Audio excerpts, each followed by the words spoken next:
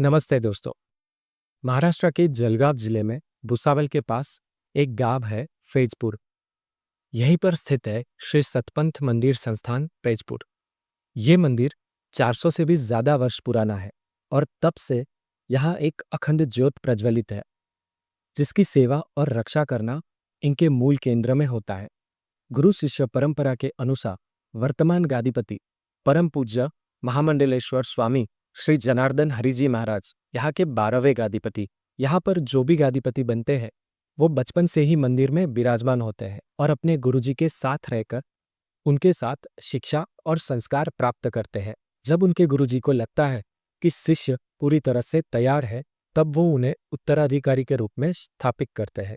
जनार्दन जी महाराज ने सतपंथ संप्रदाय के धार्मिक कार्यों के साथ साथ सतपंथ चैरिटेबल ट्रस्ट भी स्थापित किया। इसी के अंतर्गत उन्होंने तुलसी हेल्थ केयर सेंटर का भी निर्माण किया, जहां नेचुरोपैथी के अनुसार बिना किसी दवाई का उपयोग किए स्वास्थ्य पर काम किया जाता है। उनका मूल विचार है कि हमारा शरीर पंचमहाभूतों से बना है और स्वस्थ रहने का राज भी इन्हीं पंचमहाभूतों में छुपा है। तुलसी हेल्थ केयर का एक यूट्यूब चैनल भी है, जिसकी लिंक मैंने नीचे डिस्क्रिप्शन बॉक्स में डाल दी है। वहां आपको थेरेपी और स्वास्थ्य संबंधित विस्तार में सारी जानकारी मिल जाएगी। और आज इस पॉडकास्ट में हमारे साथ पूज्य गुरुजी जुड़ चुके हैं, जिनसे हम उनके जीवन, उनके अनुभवों और उनके उपदेशों के बारे में और गहराई से बात करेंगे। तो चलिए शुरू करते हैं। जय गुरुदेव। आज हमारे बीच पधार चुके हैं परम पूज्य महामंडलेश्वर स्वामी श्री जनार्दन हरिजी महाराज, जो उनकी कनाडा की सर्वप्रथम ही यात्रा में आए हुए हैं। तो आज हम उनसे थोड़ी चर्चा करेंगे कुछ विषयों पर जो हमारे दर्शकों के सवाल है और वो जानने के लिए उत्सुक है कि उनकी राय क्या है उन विषयों पर। तो गुरुजी, स्वागत है आपका कनाडा की इस धरती पर, और हम सभी की तरफ से आपको बहुत बहुत गुरु पूर्णिमा के अवसर की भी बधाइयाँ। तो कैसे है आप? यहाँ से हम शुरू करते हैं।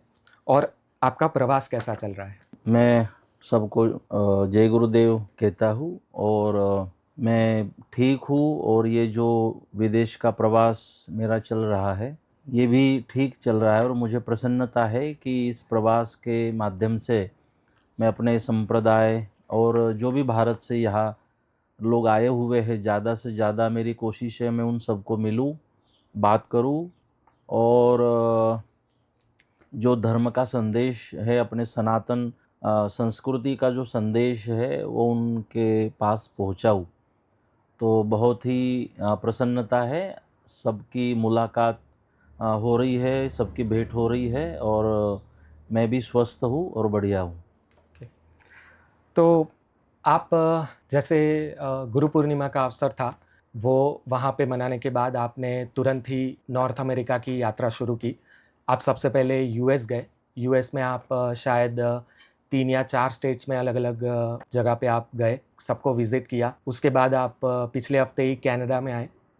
कनाडा में भी आपने काफ़ी लोगों के घर पे गए, सबसे मिले, सबसे जुड़े।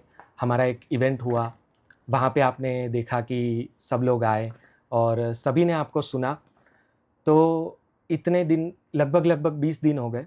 तो इन 20 दिनों में आपका अनुभव कैसा रहा? ये दोनों देश में आपने ऐसी कौन सी चीज़ें देखी या एक्सपीरियंस की जो हमें पर्सनल लेवल पे सीखनी चाहिए और जो सभी के लिए अच्छी भी है? देखिए, जहाँ तक भारत की बात है वो तीर्थों का देश है। जब आपको तीर्थ यात्रा करने का मन हो तो आप भारत के अलावा कहीं नहीं जा सकते, और जब घूमने का मन हो तो भारत के अलावा सारे देश। जब भारत से कोई यहाँ पर आता हो तो वो नहीं बोल सकता कि हम तीर्थ यात्रा करने जा रहे, लेकिन विदेशों से जो भारत में जाएगा वो बोल सकता है कि हम तीर्थ यात्रा के लिए जा रहे। रही बात अमेरिका में, 2008-2013 में यूके में भी गया था, इंग्लैंड गया था, और निरंतर 5 वर्षों से मैं आ रहा हूँ। अभी 3 साल बाद यूएस का मेरा प्रवास हुआ और अभी पहली बार मैं कनाडा में उपस्थित हूँ। और ये जो मेरा प्रवास रहा इसमें कई मेरे अच्छे अनुभव भी रहे। यहाँ मैंने देखा इन देशों में कि सिस्टम है और उसे सारे लोग फॉलो करते हैं और इसके लिए सब सुरक्षित भी है। जहाँ सिस्टम बनाई जाती है और वहाँ के लोग उसे फॉलो करते हैं, तो वो देश सुरक्षित अपने आप हो जाता है। वो सही सिस्टम सबको सुरक्षित बनाता है। बात है। यहाँ आके कई अच्छी बातें अब तक मैं सुनता था कि विदेशों में पश्चिम पश्चिम संस्कृति, विदेशों की संस्कृति, मतलब कि जैसे भारत में जो गलत दिखाई देता है तो हम बोलते हैं कि ये पश्चिमी संस्कृति भारत में आई है। लेकिन जहाँ तक मैंने देखा कि यहाँ कुछ चीज़ें होगी जो जैसे कि संयुक्त परिवार यहाँ पर नहीं है। हाँ। 18 साल का बेटा हो जाए तो वो अपना सब अलग सिस्टम बनाता है, बाप हुँ, माँ बाप से दूर रहता है, ना उनकी अपेक्षा है ना इनकी अपेक्षा है, वो हुँ, उसकी तरह लाइफ जीता है। जो संयुक्त परिवार है, जो हमारे भारत देश की देन है, परंपरा है और जिसमें भारतवासी खुश है, खुश। तो वो अगर कुछ चीज़ें ऐसी छोड़ी तो यहाँ पर इन लोगों का जो अनुशासन है, ये लोग स्वच्छता प्रिय है, अपने ये लोग देश प्रेमी हैं। देश प्रेमी होने का मतलब ये है कि उस देश का जो अनुशासन है, सिस्टम है, उसे फ़ॉलो करना। हुँ, अगर देश में मनाही हो कि कचरा इधर-उधर ना फेंके और उसे हम फ़ॉलो करते तो मेरी मान्यता है कि वो देशभक्ति है। हुँ, तो यहाँ वो सब दिखाई देता है और कोई किसी से किसी को कोई लेना-देना नहीं है। मतलब वो अपने धर्म का पालन करते, अपन देखते जॉब है तो जॉब पे जाएगा, अपना घर का कार्य है वो करेगा, जितना ज़रूरी उतना किसी को मिलेगा, समय है तो उसका सदुपयोग करेगा। ये सारी चीज़ें यहाँ पर हमने देखी और एक जो मैच्योरिटी कहते हैं अपने स्वभाव में, वो भी हमने यहाँ देखी। कई अच्छी चीज़ें हैं। अ, मैं जब लंदन गया था तो मैंने लंदन डायरी करके मेरी एक डायरी ओह! लिखी थी, अच्छा। जिसमें मैंने बहुत छोटी-छोटी बातें मार्क की थी। ओह! बहुत जो सीखने जैसी थी और मैं खुद हुँ, कुछ चीज़ें यहाँ से सीखा हूँ इन 4-5 हुँ, वर्षों में, जो सीखने जैसी है। अभी यहाँ गलत भी होगा, अच्छा भी होगा, हुँ, हुँ, लेकिन हमने जो अच्छा है वो लेना है, हुँ, न कि बुराई को लेने के बाद फिर पश्चिमी संस्कृति को बदनाम करना है। हाँ, हमें कोई अधिकार नहीं किसी को हम अच्छा-बुरा कहें, लेकिन हमें एक अधिकार है कि जहाँ जाए, वहाँ जो हुँ, भी अच्छा हो उसे हम फ़ॉलो करें, अपने जीवन में उतारने की कोशिश करें। हुँ, कल हम यहाँ शायद सीएन टावर हाँ, गए सेम थे, टाइम। तो यहाँ सब बच्चे हमको ले गए, तो अच्छा लगा। हम 134वें माले पे हुँ, गए थे, वहाँ से सब देखा। वो सब अजीब है, मतलब कि इंसान ये सब बना सकता है, मतलब कि इंसान अगर चाहे तो वो कुछ भी कर सकता है। हुँ, जो क्षमता भगवान ने दी है, तो कोई ओसामा बिन लादेन उस क्षमता से अणुबॉम्ब बनाता है, हुँ, देश विघातक कार्य करता है, करता है। आतंकवादी बनता है, और वही एपीजे अब्दुल कलाम हो, जो बुद्धि है, तो वो देश के निर्माण में उनकी क्षमता का उपयोग करते हैं। वो ख़त्म हुआ और ये आज भी स्मरण में हमारे हृदय में एपीजे अब्दुल कलाम। हुँ, तो हुँ, ये सारी बातें हैं, तो ध्यान में आता है कि आदमी की कैपेसिटी कितनी है, वो क्या नहीं कर सकता और हुँ, परमात्मा ने कितनी क्षमता दी है इंसान को। दूसरा, कल हम जब गए वहाँ तो गाड़ी पार्क की, हुँ, एक दूसरे की स्टोर थी, उसके सामने गाड़ी पार्क करके हम गए। तो जब वापस आए तो हमने और सभी बच्चों ने देखा कि वो कार वॉश कर रहा था, जिसके सामने गाड़ी लगी थी। अक्सर मैंने अनुभव किया है कि भारत में अगर किसी के स्टोर के सामने गाड़ी लगती है तो हवा निकलती है, हाँ, वो टायर में से, टायर में से। या तो गाली पड़ती है। हुँ, यहाँ स्टोर के सामने गाड़ी लगी थी, वो साफ़ कर रहा था। हमें सबको आश्चर्य लगा जब उनको पूछा, हुँ, तो उन्होंने कहा कि भाई हम ये सामने वाला एरिया साफ़ कर रहे थे, तो कुछ थोड़ी गंदगी गई थी गाड़ी पे, कुछ हुँ, हुँ, गाड़ी थोड़ी ख़राब हो गई खराब हो थी, गया। हुँ, तो हम उसे साफ़ करके दे रहे क्योंकि हमारे कारण हुँ, वो गंदी हुई खराब। थी। मतलब कि ये छोटी-सी बात है, हुँ, लेकिन ये बहुत बोध कराती है। हुँ, यहाँ जैसे कि किसी से धक्का लगे, या तो मैंने ये भी देखा कि सामने वाले का भी धक्का लगे तो ये उसको सॉरी बोलता है। हुँ, जब कोई हेल्प करे थोड़ी-सी भी, हुँ, पानी जल पिलाए, तो उसको थैंक यू बोलते हैं। तो ये जो क्षमा माँगने का स्वभाव और क्षमा कर देने का स्वभाव है, हाँ, वही हमारे भारत की परंपरा है।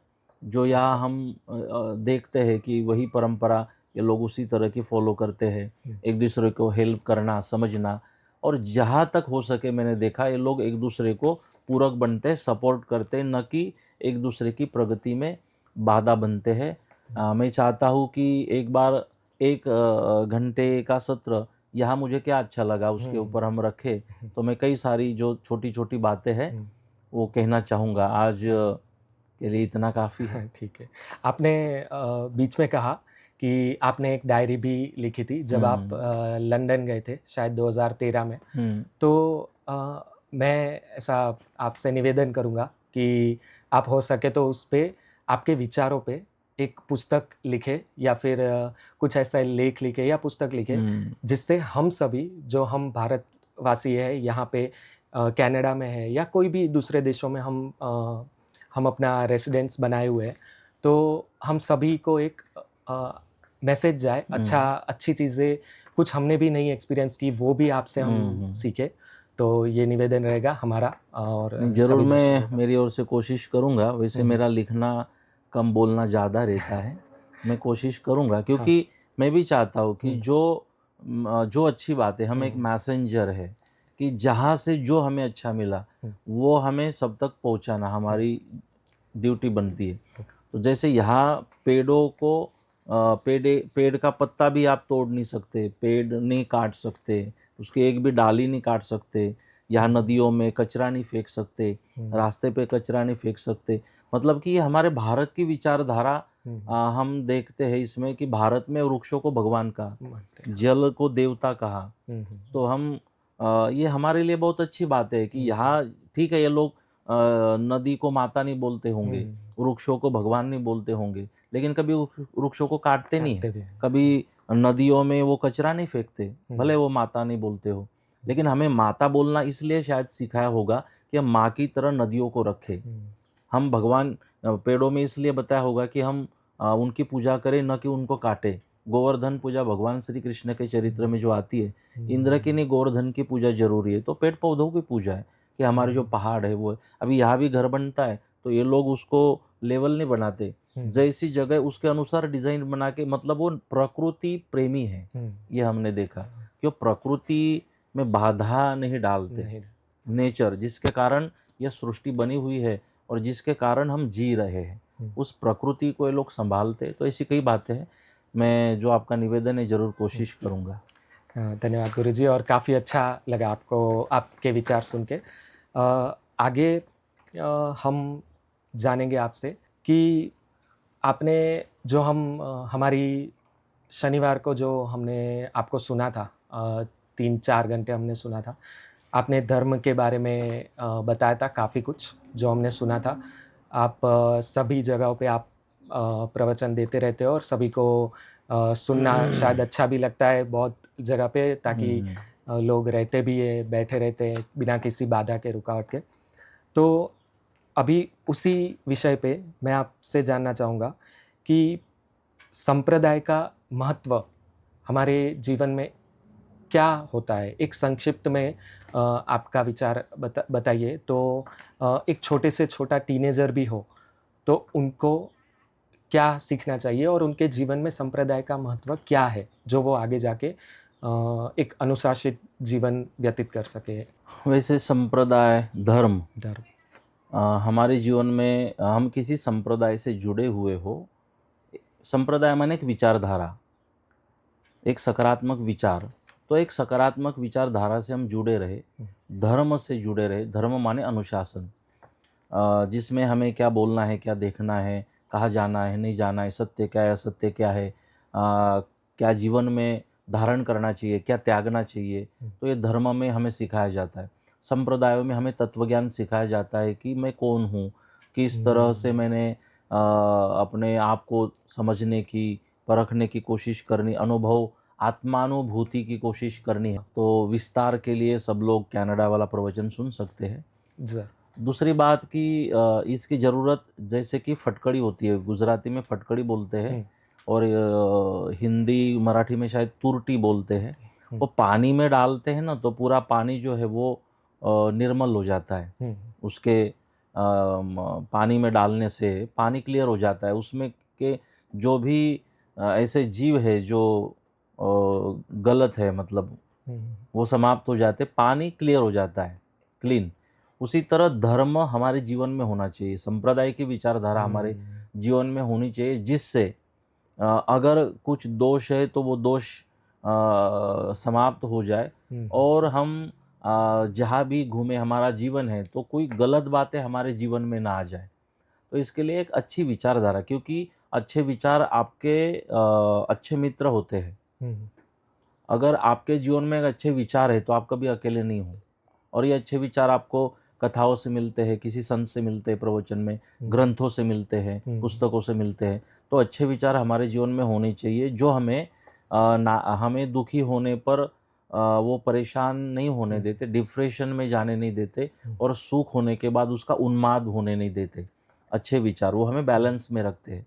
जैसे कि श्री राम जी का चरित्र है, मध्यरात्रि में कहा राज्याभिषेक होना है, सुबह सुबह कहा आपको वनवास जाना है। तो दोनों समय कितना डिफरेंट है, दोनों मैसेज, लेकिन वो सम थे। तो हमें भी अगर आने परिस्थिति हमारे जीवन में भी ऐसी आ सकती है, आज अलग है, कल अलग है, वो बदलती रहती है, लेकिन आने वाली हर परिस्थितियों में हमें हमें विचलित नहीं होना है। स्थिरता, धैर्य, जैसे कि सबूरी से सब्र से शबरी बना, कितनी सब्र शबरी के जीवन में हमने देखी। तो उसका नतीजा था कि राम जी का आगमन हुआ। तो वही सब्र, सबूरी हमारे जीवन में होनी चाहिए, राम का मिलना पॉसिबल होता है। ज़रूर।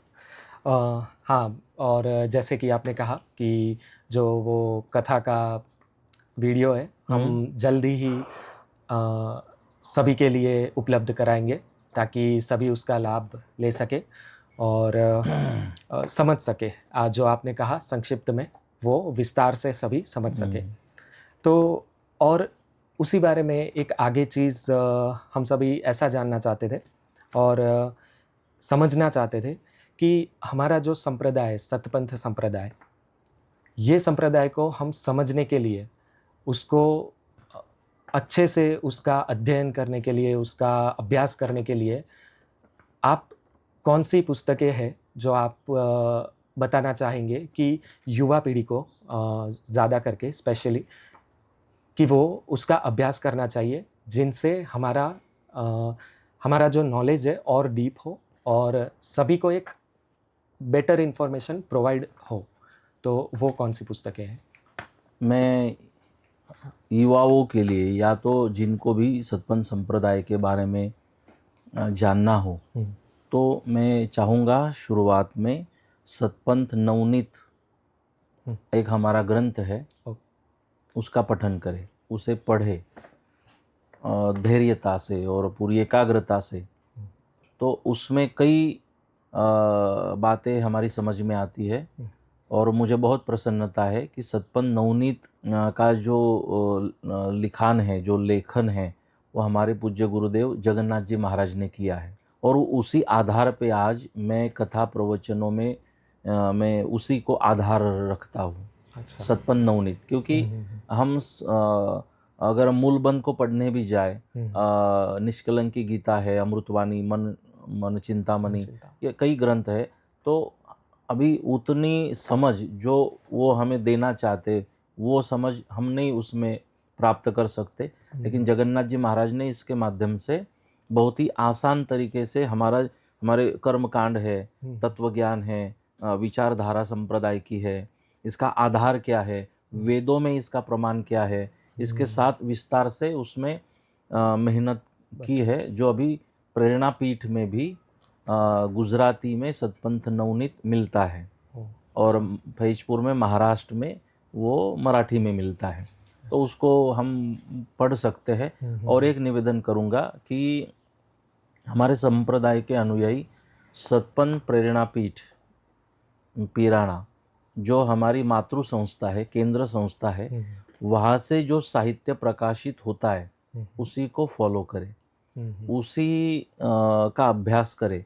क्योंकि सतपंथ के नाम से कई अलग अलग भी ग्रंथ बनाए गए हैं, जो जिससे सतपंथ को बदनाम करने की कोशिश नहीं, जहाँ तक मैं समझता हूँ एक साजिश थी।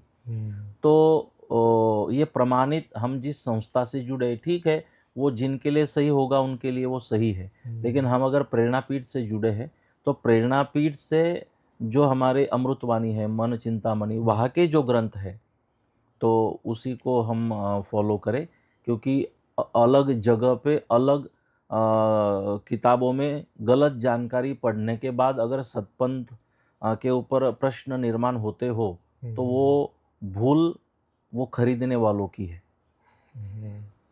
क्योंकि हर एक व्यक्ति जब प्रेरणापीठ का ग्रंथ है उससे लेकर कोई सवाल है तो हमारी जवाबदेही बनती है, हम उसका जवाब दें।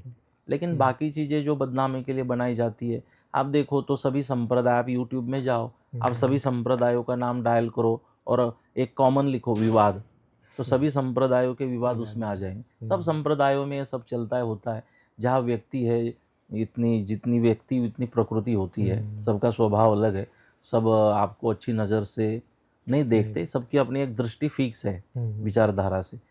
तो लेकिन प्रेरणापीठ से जो हमारा साहित्य है उसी वो हर घर में होना चाहिए और उसको पढ़ना चाहिए। सही बात कही आपने। और सतपंथ नवनीत जो आपने सजेशन दिया, जो काफ़ी सरल भाषा में और दो अलग अलग भाषाओं में, जो हमारी मुख्य भाषा है, मतलब हमारी अपनी मदर टंग है गुजराती, और फिर महाराष्ट्र में कुछ लोग हैं जो मराठी में भी अवेलेबल है, तो उसके लिए भी धन्यवाद, आपने अच्छा सुझाव दिया है।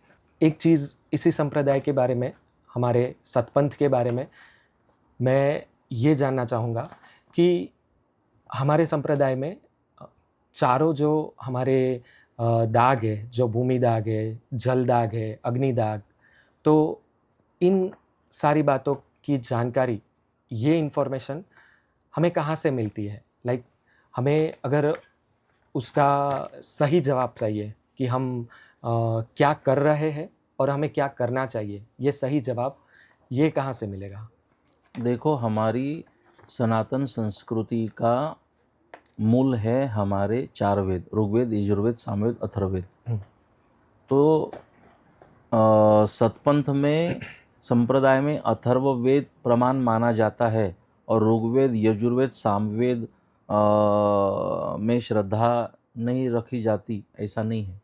सतपंथ संप्रदाय चारों वेदों को मानता है और जो हिंदू है, सनातनी है, उसके लिए चारों वेद भगवान के समान है। वेदों को भगवान माना गया, वेदों का आदेश भगवान का आदेश है। और वेदों पे कोई वेदों का जो सूत्र है, जो भी हिंदू अपने आप को मानता हो, वो वेदों के किसी सूत्र का विरोध नहीं कर सकता, उसे बस उसको जीवन में उतारना है। ये वेदों की उपासना है, उसके लिए आदेश है। तो वेदों में, 4 वेदों में जो अथर्ववेद है, तो सभी वेदों की साधना अलग है। जब आपको जिस साधना में आपको प्रगति करनी हो तो उस वेद को फॉलो करना होगा। तो चारों वेद आज कलयुग में भी हमारे लिए अभी गायन है, क्लासिकल, आपको सिंगिंग करना है, गायन है, तो आपको सामवेद की ज़रूरत पड़ेगी। आपको उसमें पीएचडी करनी है, मास्टर करना है, तो आपको सामवेद में ही जाना पड़ेगा। उनके सूत्रों को समझना पड़ेगा कि मैं मास्टर बनूं तो कैसे बन सकता हूँ। तो सामवेद में आपको, आज जब कोई भी कर्मकांड होता है तो चारों वेदों के मंत्रों का उच्चारण होता है। सभी मंत्रों का, 4-4 वेदों के अलग ब्राह्मण है, हमारी परंपरा है। तो सतपंथ में 4 वेदों को माना जाता है, लेकिन कर्मकांड जो अथर्ववेद में दिया हुआ है, तो उस हिसाब से सतपंथ संप्रदाय कर्मकांड के लिए अथर्ववेद को प्रमाण मानता है। हमारे जो भी पूजा के मंत्र है, सभी पूजा के जो गुजराती मंत्र है सदगुरु भगवान ने दिए हुए, तो उन्होंने वो गुजराती में उसको ईजी करा है, लेकिन उसका मूल भाव अगर हमने देखा तो वेदों से ही वो मंत्र है। तो वेदों में, अथर्ववेद में 4 दागों का वर्णन आता है, वनदाग, जलदाग, अग्निदाग और भूमिदाग। तो सतपंथ में चारों, अगर हम अथर्ववेद को मानते हैं तो यम, पितर, अंत्येष्टि अध्याय आता है उसमें। तो अथर्ववेद में चारों दाग प्रमाण है, मतलब कि सतपंथ संप्रदाय वनदाग, जलदाग, अग्निदाग का विरोधी नहीं है। अगर अथर्ववेद में वो मान्य है तो संप्रदाय कभी उसका विरोध नहीं कर सकता। 4 दाग बताए, मतलब कि भूमि दाग भी अथर्ववेद का ही बताया हुआ है।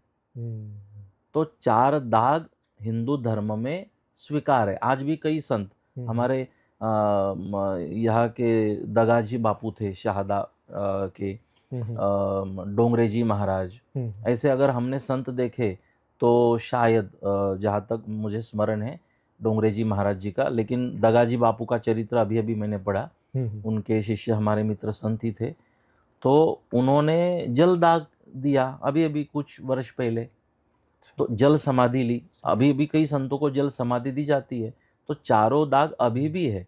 अब जिनको जल दाग दिया, क्या वो अग्निदाग के विरोधी है? जो अग्निदाग करते हैं क्या वो जल दाग के विरोधी है? क्या अग्निदाग करते हैं वो भूमिदाग के विरोधी है? तो संतों को समाधि दी जाती है, बच्चों को समाधि दी जाती है, चारों दाग प्रमाण हैं।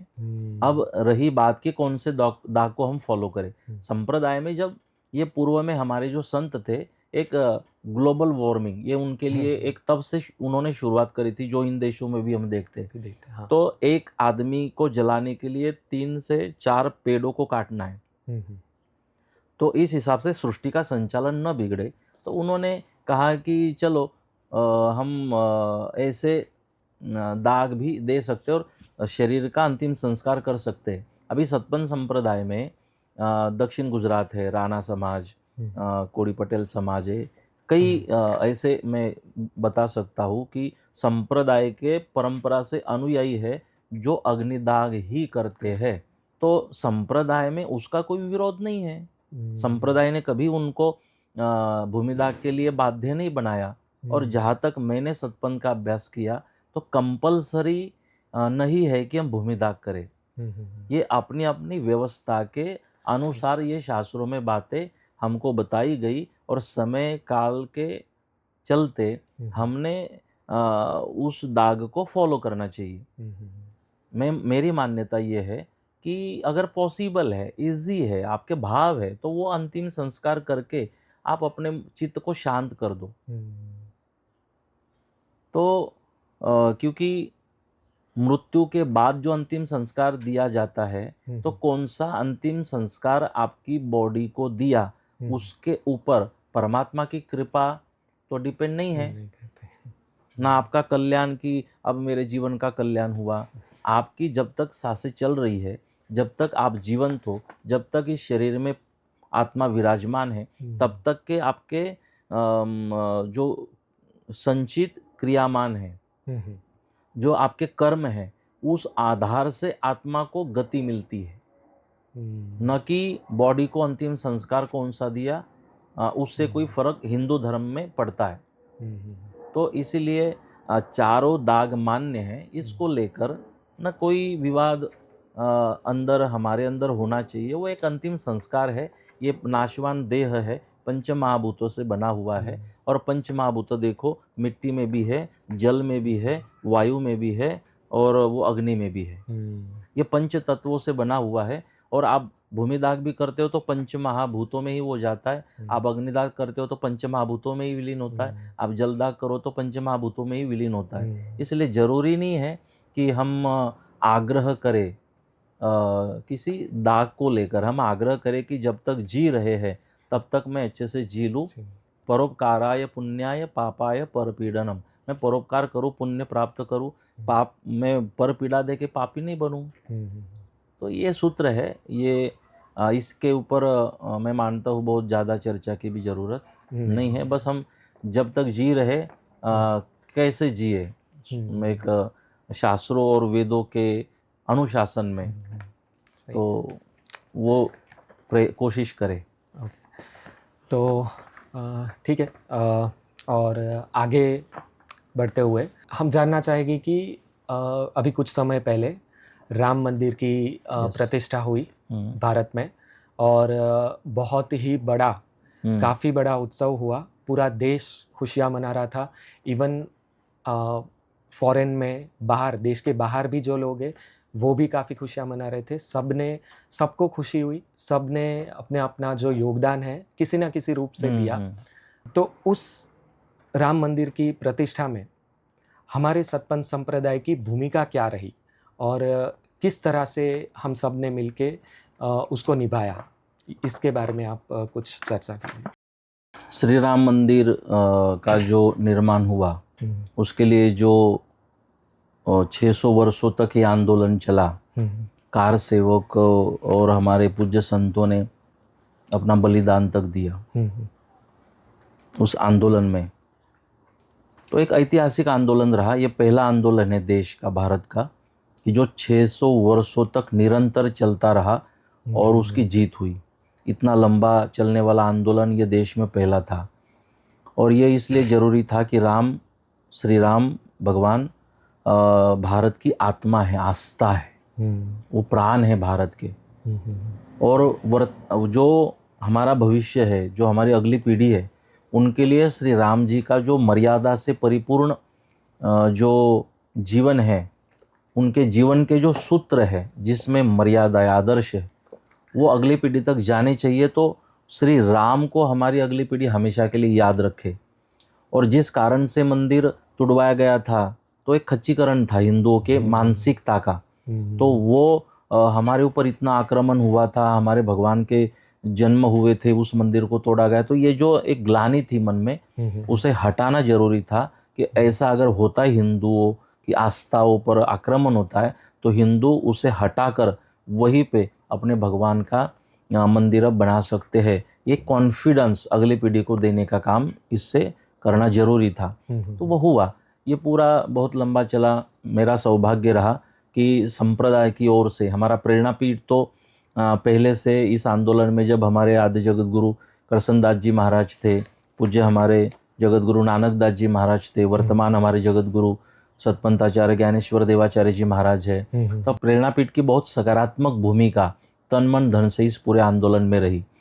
और मैं इस आंदोलन से खुद 2007-2008 से मैं जुड़ा। मुझे जोड़ा श्रद्धेय रामानंदाचार्य जगत गुरु हंसदेवाचार्य जी महाराज ने संत समिति के माध्यम से। तब मैं संत समिति का एक सदस्य था। आज वर्तमान परिस्थिति में उनके आशीर्वाद से ही मैं राष्ट्रीय कोषाध्यक्ष हूँ और केंद्रीय मंडल में मैं काम करता हूँ। और संत समिति और संघ परिवार और विश्व हिंदू परिषद सब ने मिलकर एक अच्छे कम्युनिकेशन के साथ उन आंदोलन को आगे लेकर गए। और उसमें मेरी भूमिका रहती थी मंच की। ज़्यादातर मेरी आंदोलनों के समय में बैठक व्यवस्था, संतों की मंच संचालन की व्यवस्था, इन व्यवस्था को लेकर मैं हमेशा, और मैंने अच्छा करने की कोशिश की। तो संतों का ये भी था कि मैं उस काम को संभालूं। हर आंदोलन में जहाँ जरूरी था वहाँ मैं पहुँचने की मैंने कोशिश की। तो संप्रदाय की ओर से राम मंदिर के निर्माण में और संप्रदाय की ओर से संप्रदाय की भूमिका थी।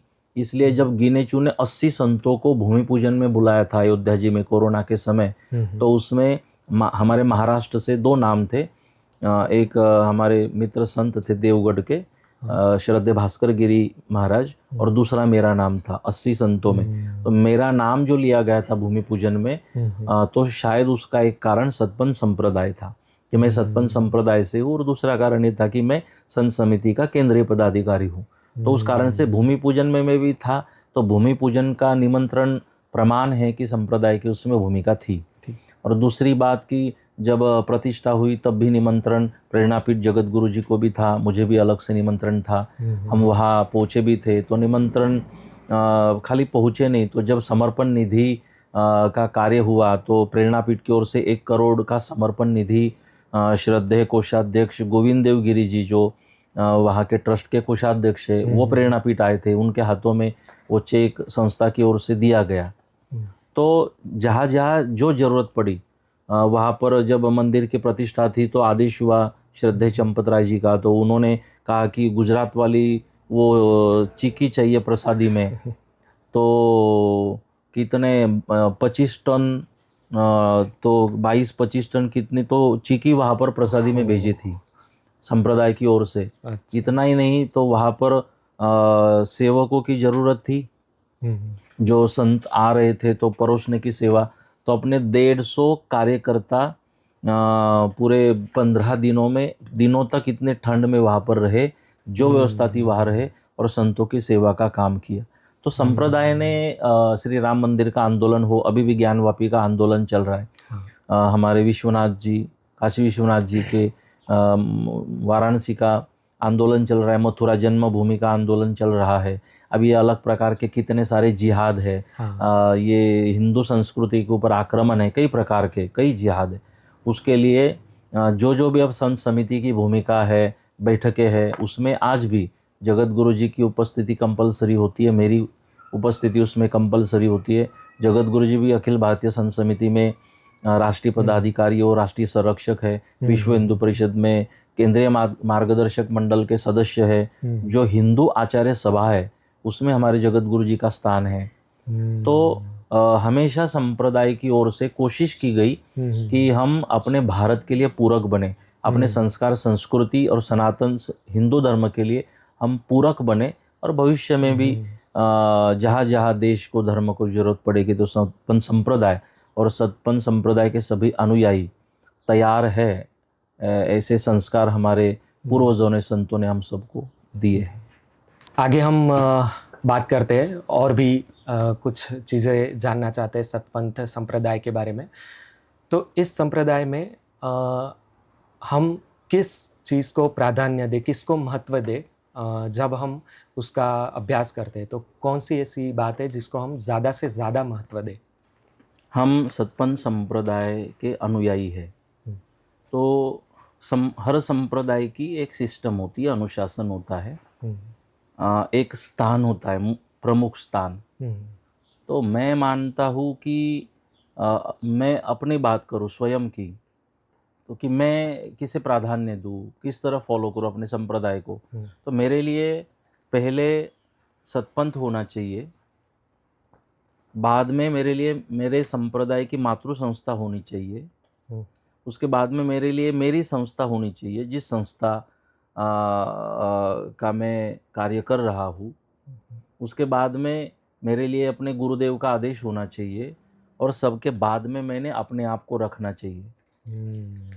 जहाँ मैं संप्रदाय से भी ऊपर अपने आप को मानने लग जाता हूँ ना, तब संप्रदाय को नुकसान होता है, और जब जब ऐसे हुआ है तब तब नुकसान हुआ है। तो मैं संप्रदाय से बड़ा नहीं हूँ। आज मैं विदेश होके प्रवास में भारतवर्ष में कहीं भी जा रहा हूँ तो मुझे सम्मान के साथ व्यवस्थाएं मिलती है। तो जनार्दन को ये ध्यान में रखना चाहिए, ये सतपंथ के कारण मिलती है। जिसके कारण हमें मिलती है, वो जो कारण है सतपंथ, हमें उसे प्रायोरिटी देनी चाहिए, हमें उसे महत्व देना चाहिए, हमें उसके साथ लोगों को जोड़ना चाहिए, उस विचारधारा से जोड़ने की कोशिश करनी चाहिए, न कि जनार्दन महाराज अपने साथ लोगों को जोड़ता फिरे। संप्रदाय सबसे ऊपर है, फिर हमारी मातृ संस्था है। मेरे लिए भी मैं फैजपुर संस्थान में मैं अभी 12वीं परंपरा में हूँ, वहाँ गादीपति हूँ, लेकिन मेरे लिए ये एक संस्था है, फैजपुर की एक शाखा है, लेकिन मेरी जो मातृ संस्था है मैं उससे जुड़ा रहूँ, मैं वहाँ के आदेश का पालन करूँ। संप्रदाय में कोई भी संप्रदाय तब ग्रोथ करता है, अनुयायियों में अनुशासन तब दिखाई देता है, प्रभाव तब दिखाई देता है जब एक सूत्रता होती हो। तो एक सूत्रता लाने के लिए चाहे जो कॉम्प्रोमाइज़ करनी पड़े वो जनार्दन महाराज ने करनी चाहिए। वो मातृ संस्था से जुड़ के काम उन्होंने करना चाहिए। जितना वेल एक कम्युनिकेशन एक शाखा में और मातृ संस्था में होगा, उतनी ताकत कार्यों में आएगी और लोगों में प्रभाव पड़ेगा। तो इसके लिए संप्रदाय हमारे लिए सबसे बड़ा है, ऊपर होना चाहिए, हमें उसे पूजना चाहिए, हमें अपने मातृ संस्था के आदेश को सर्वोपरि मानना चाहिए। फिर हमें अपनी जो संस्था है, हम जिनको गुरु मानते हैं वो, और फिर हम हैं। लेकिन अब हो यूँ रहा है कि मैं सबसे ऊपर मैं अपने आप को पूजने लगा हूँ, मैं अपने आप को बड़ा बनाने में लगा हूँ, मैं कंपटीशन करने लगा हूँ, देखा देखी, तारा मारी, ये सारी चीज़ें। तो हम इसमें जब तक फंसे हैं ना, तब तक न तो हमें उसकी अनुभूति, आनंद की अनुभूति मिल सकती है, ना संप्रदाय के लिए वो चीज़ें अच्छी है। हमें सतपंथ संप्रदाय के तत्वज्ञान को अगर हमने समझने की कोशिश की तो इसमें व्यक्ति पूजा नहीं है, व्यक्ति विशेष नहीं है कोई। इसमें विशेष है तो बस परमात्मा, इसमें विशेष है तो बस दिव्य ज्योत, प्रकाश, आत्मा। जहाँ तक आत्मा का ज्ञान हमारे शास्त्रों में बताया, तो उसमें हूँपनू, ये अहंकार, अभिमान, ये तो आना ही नहीं चाहिए। क्योंकि मैं आपकी तरफ जब देखूँ तो आपको मैं एक आत्मा की भांति देखूँ। और जहाँ आत्मा है, न तो स्त्री होता है, न पुरुष, न अमीर, न गरीब, न छोटा, न बड़ा, इसमें भेद नहीं होता। तो एक जो अयम आत्मा ब्रह्म सर्वम खलविदम ब्रह्म, ये सूत्र वेदों का जो फॉलो करता है सतपंथ संप्रदाय, हम सब में जीव प्राणी मात्राओं में ब्रह्म के दर्शन करें, न कि हम उनसे अपने आप को बड़ा समझे। तो व्यक्ति पूजा में फंसकर हमारे संप्रदाय के अनुयायी अपने ध्येय से भटक न जाए, ये चिंता की बात है, ये चिंतन की बात है।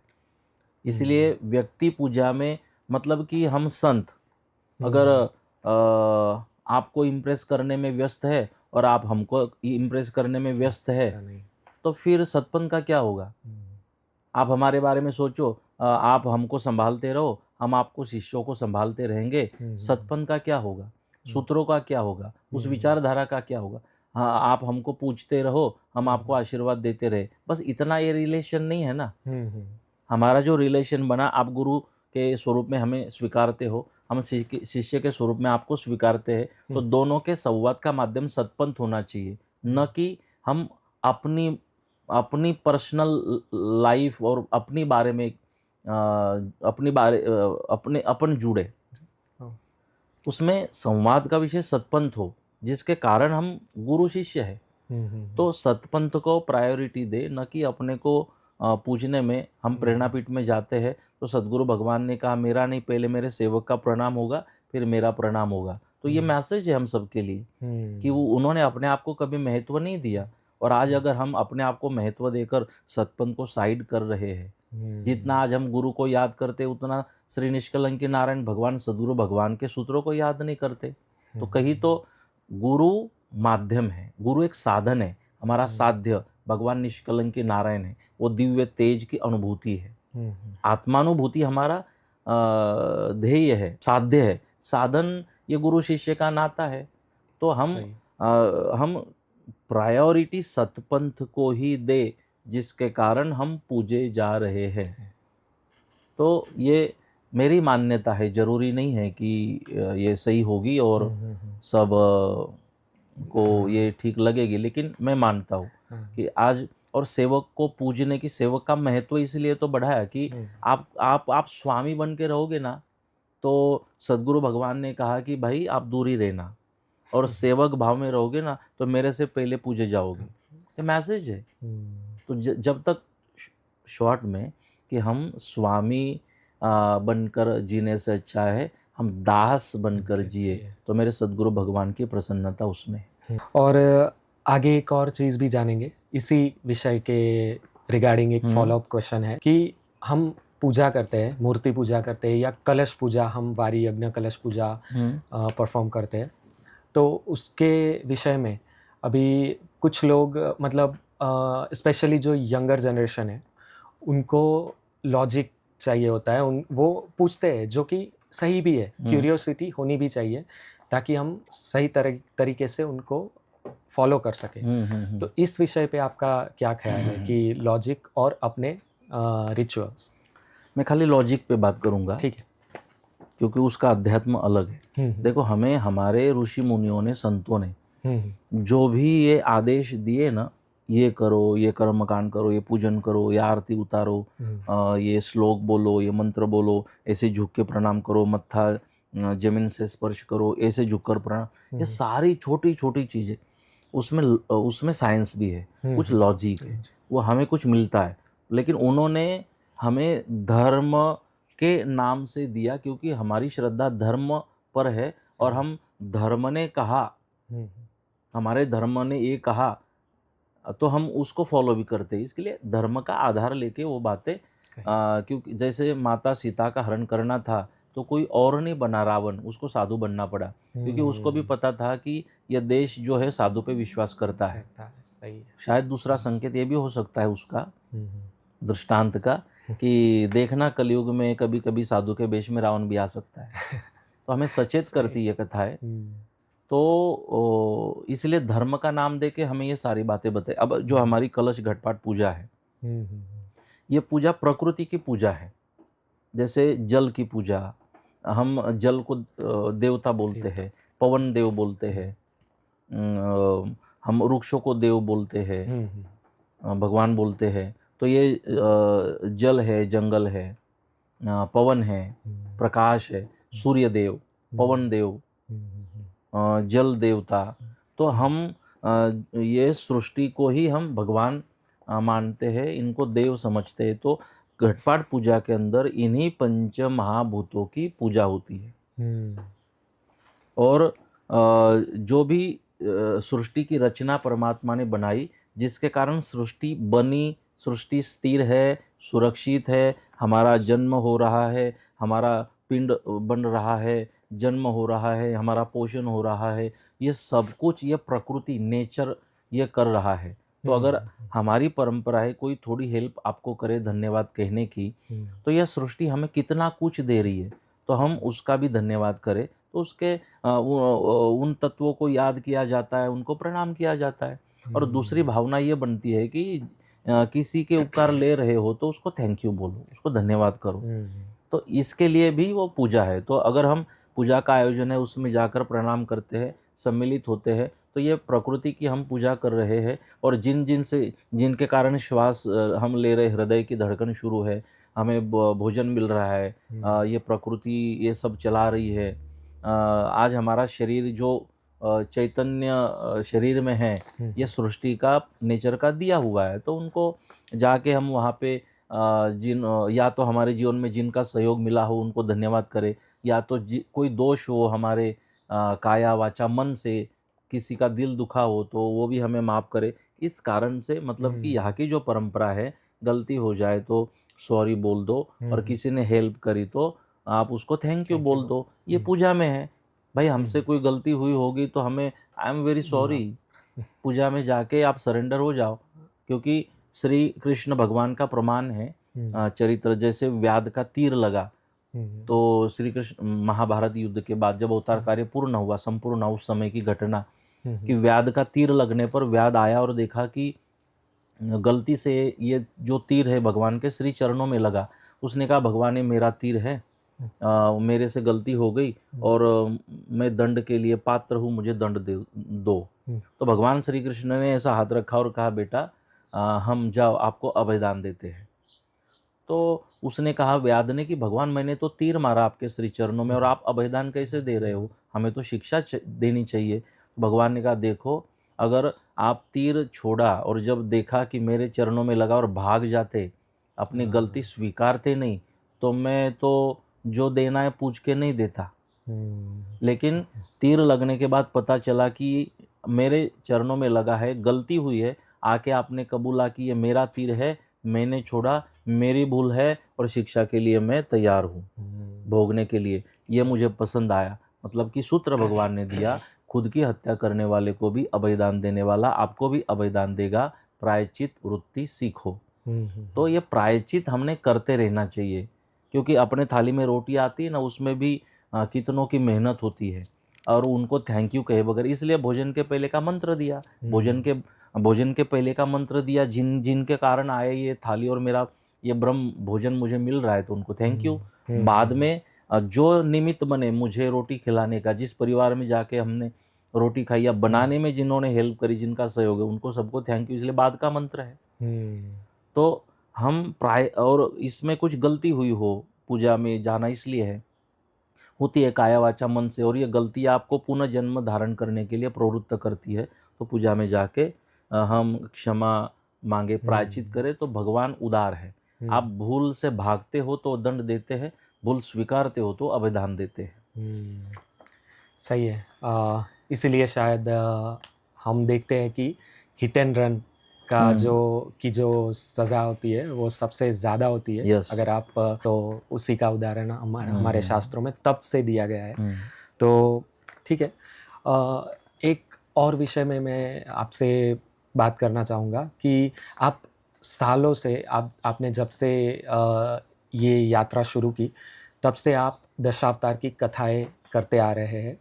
जो विष्णु भगवान के 10 अवतार है उसमें जो हम कहते हैं कि 10वां अवतार होने वाला है कल्कि अवतार, निष्कलंकी अवतार। तो उसके बारे में आप संक्षिप्त में क्या कहेंगे? और दूसरा कि कल्कि पुराण में क्या कहा गया है और कितना हम एक कॉमन पीपल को जानने की आवश्यकता है?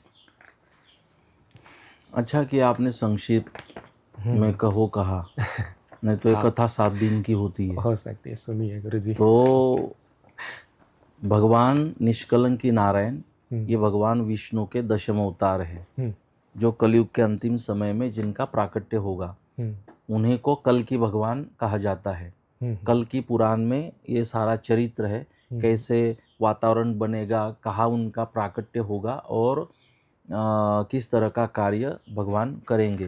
तो सतपंथ संप्रदाय में भी सदगुरु भगवान ने दशावतार में भगवान श्री निष्कलंकी नारायण का चरित्र लिखा हुआ है। और उन्होंने कहा है भगवान विष्णु के जो दशम अवतार है उसमें भगवान विष्णु के दशम अवतारों में से जो 10वां अवतार है निष्कलंकी नारायण कल्कि भगवान, उनको हम आराध्य भगवान मानते। उग्या तेने वंदिए धरो तेनी आन, कि जो आने वाले भगवान है, जो कभी कृष्ण थे, हमने तब कृष्ण स्वरूप में उनके दर्शन किए, स्मरण किया। जब राम थे तो उस स्वरूप में उनका दर्शन किया और नाम स्मरण किया। जब नरसिंह थे तो उस स्वरूप में दर्शन किया, नाम स्मरण किया, पूजन किया। अब वही जो कभी नरसिंह राम थे, कृष्ण थे, वही अब निष्कलंकी नारायण, मतलब हम जिनको मानते हैं वो कृष्ण है, वो राम है, वही नरसिंह है। हाँ, तो हम उस भगवान को माने। संप्रदाय में मान्यता ये है, उनके प्राकट्य को लेकर बस एक कथा आती है कि अंतिम समय में उनका प्राकट्य होगा और उसकी कुछ बातें, ओके, 100 बातें बताई है कि ये सब होगा, इस तरह से होगा, उसके बाद उनका प्राकट्य होगा। और प्रेरणापीठ सतपंथ संप्रदाय के उस अवतार का जो संपर्क है, जो सूत्र है, वो इतना ही है कि श्रीमद् भागवत जी के अनुसार उनका प्राकट्य संभल में होगा, विष्णु यश ब्राह्मण के वहाँ उनका प्राकट्य होगा। हाँ। और सतपंथ संप्रदाय उसमें श्रद्धा रखता है। मैं स्वयं श्रीमद् भागवत जी की कथा भी कई बार कह चुका हूँ।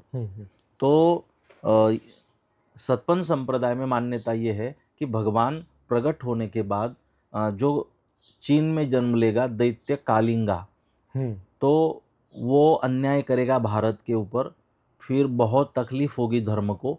गौ माता, पृथ्वी माता, संत महात्मा पुकारेंगे परमात्मा को। भगवान अवतार प्रकट करने के बाद चीन के ऊपर आक्रमण करेंगे, कालिंगा का वध होगा। और फिर कालिंगा का वध होने के बाद उन्होंने जो माता धरती को वचन दिया है विवाह का, वह विवाह का वचन वो पूर्ण करेंगे।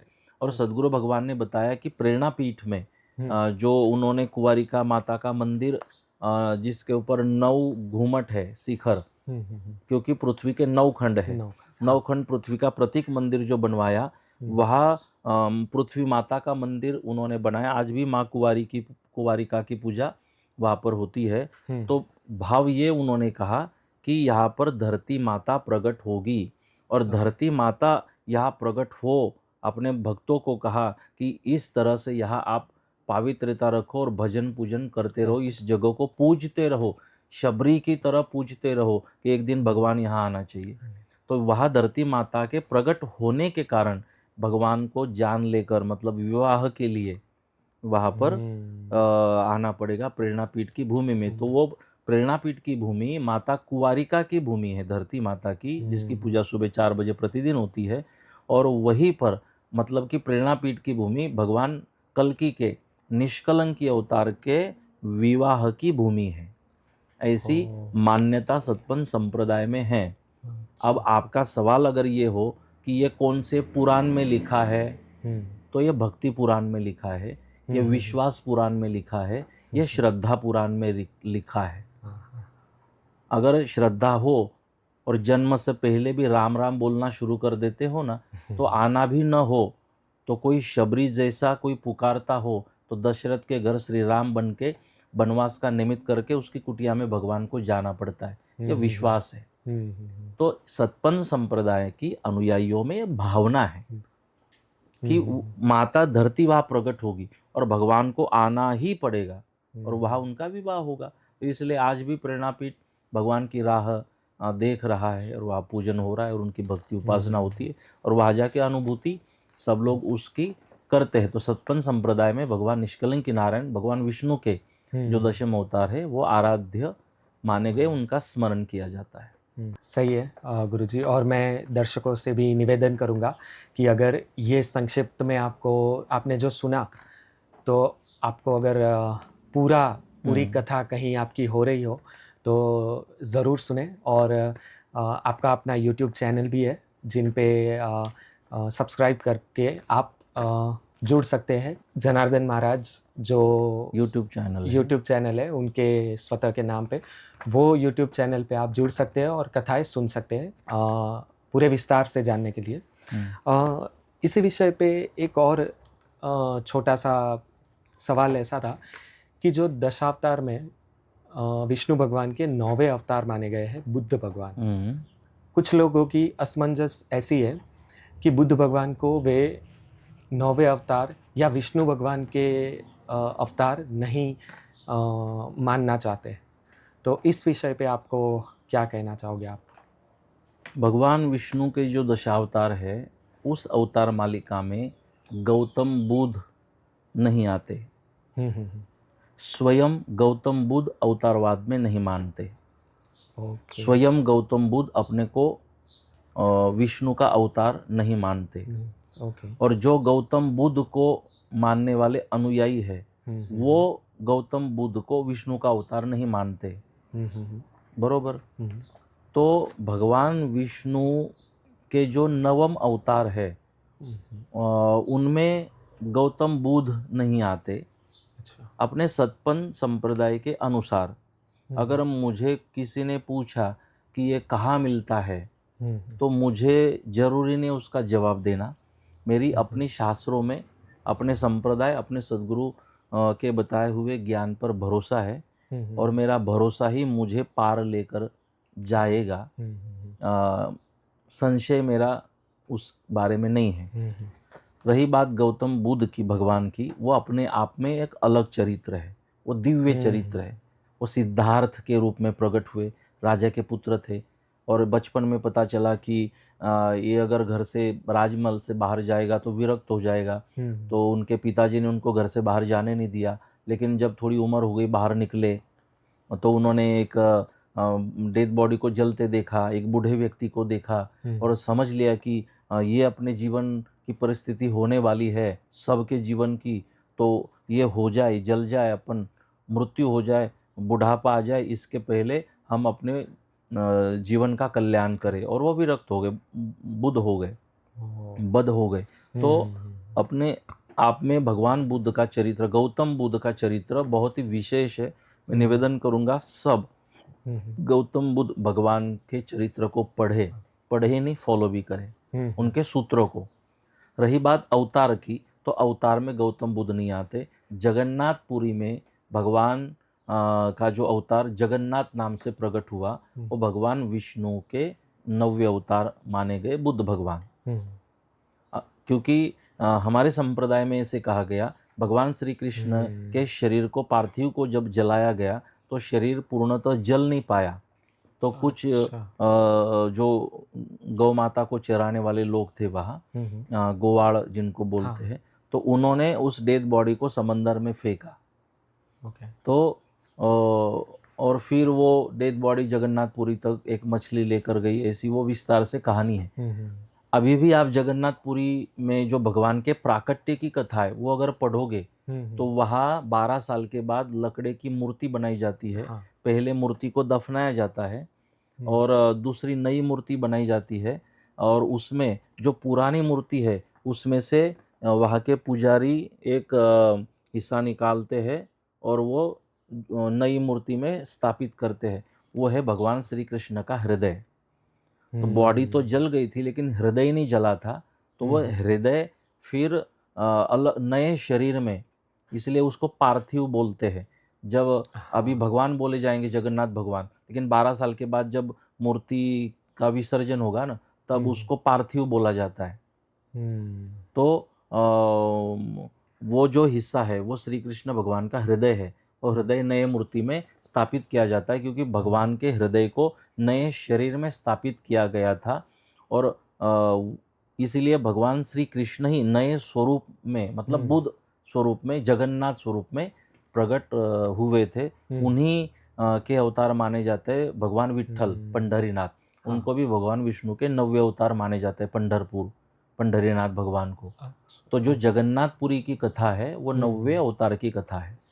और चलिए फिर हम वापस आते हैं आपके इस प्रवास के ऊपर, जो यूएस और कनाडा में चल रहा है।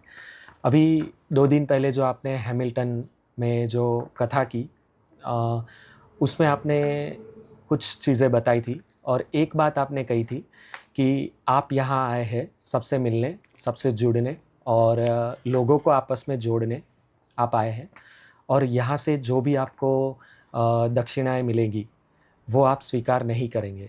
तो ये मैं जानना चाहूँगा कि ये आपका विचार कैसे ये विचार आया आपको? मैंने जो बात कही थी वो दक्षिणा स्वीकार नहीं करूँगा ऐसे नहीं कही थी। हम्म, मैंने कहा था, मैंने सबकी दक्षिणा स्वीकार कर ली, ओह, अच्छा।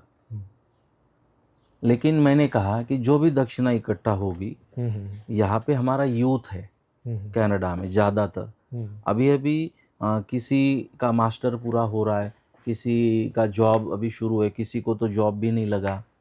तो यूथ है, और मैं यस। कार्य करने आया था कि हमारा जो यूथ यहाँ जॉब के लिए आया है, एजुकेशन के लिए आया है, तो वो यहाँ पर अपने धर्म के अनुशासन को न भूले, धर्म से जुड़ा रहे।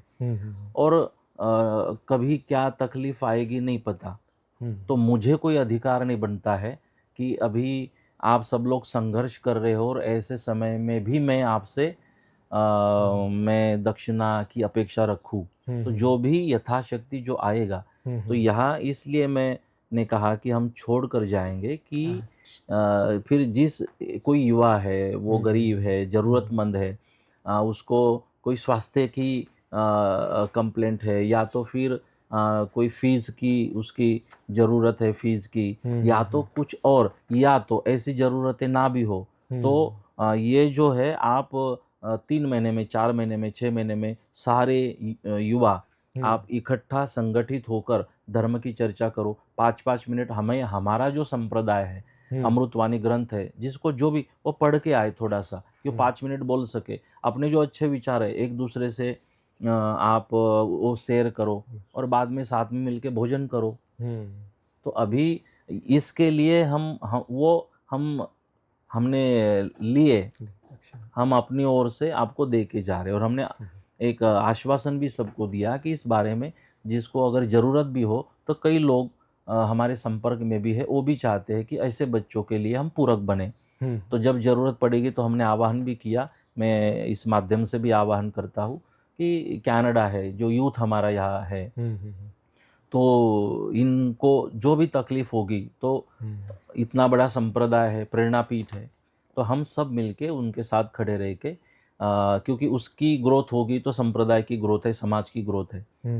तो हमारा समाज सुरक्षित रहे, हमारा संगठन योग्य रहे। एक मेरा भाव था कि वो क्योंकि यहाँ हॉल बुक कराना हो, जो भी कराना हो, सारी चीज़ें को लिए डॉलर देना पड़ता है, और आप अभी इतना कमा रहे हो कि जिसमें आपका यहाँ का टैक्स और ये पानी का बिल है, फलाना, यहाँ तो आता भी पानी है तो उसका भी पैसा है, जो जाता है ड्रेनेज में उसका भी पैसा है।